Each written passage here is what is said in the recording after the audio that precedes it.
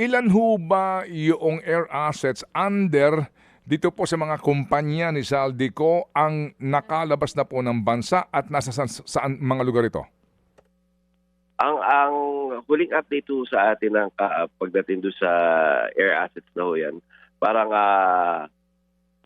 siyam na total air assets, 11 total air assets, siyam na helicopters, 11 na planes. Out of those assets, I think 4 ang nasa labas ng bansa.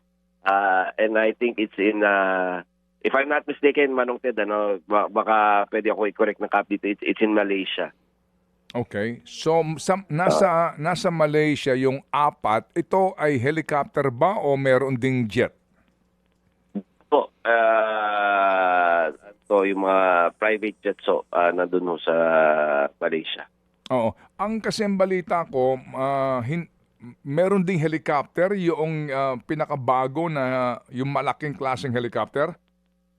Tama po. Nandun din po. So, ito yung mga parang 2 helicopters and 2 jets ang nasa labas po ng bansa. And Okay. then, pero ano siya, na-under na siya ng custody ng AMLAC. Ang problema nga lang ho, yung pag-freeze niya is different from the actual forfeiture. So, para maibalik sa bansa. So, yun yung hinihintay ho natin sa CA, forfeiture proceedings and order. Mga kapatid, brothers and sisters, saan ka pa? Dito na tayo sa totoo. Dito na tayo sa True FM. Mga kapatid, mag-subscribe and follow po kayo sa social media accounts ng True Network PH. Yan po kami. Hanapin nyo lang True Network PH, Facebook, Instagram, YouTube, TikTok, and podcast.